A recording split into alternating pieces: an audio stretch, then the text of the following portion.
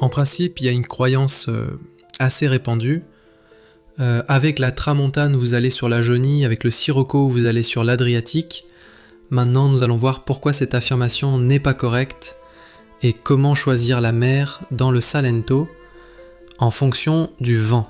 Les principaux vents qui influencent la mer dans le Salento sont la Tramontane, le Mistral, le Sirocco, le Libeccio et l'Ouest. Plus rare, le Midi, le Levant et le Grécal.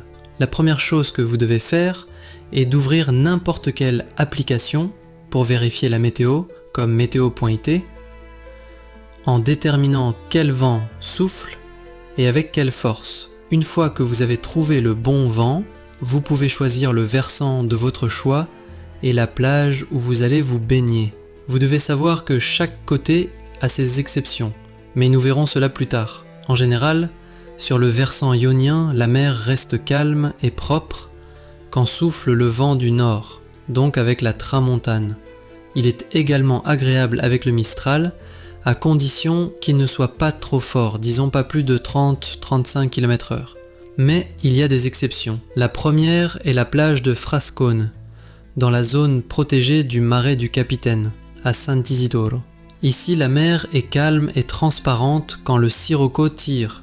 La deuxième exception est représentée par le littoral de Punta Pizzo, où se trouvent Lido Pizzo et Punta della Suina. Bien qu'il se trouve sur la côte ionienne, il s'agit d'une crique protégée du vent du sud, de sorte que la mer est particulièrement cristalline lorsque souffle le Sirocco ou l'ouest. Enfin, la troisième exception concerne le bord de plage à Pescoluse, y compris les désormais célèbres Maldives du Salento. Ici, pour trouver une mer calme et plate, il faut un vent comme le Grécal, ou au maximum une tramontane faible. Si le vent est très fort, mieux vaut opter pour une plage plus abritée.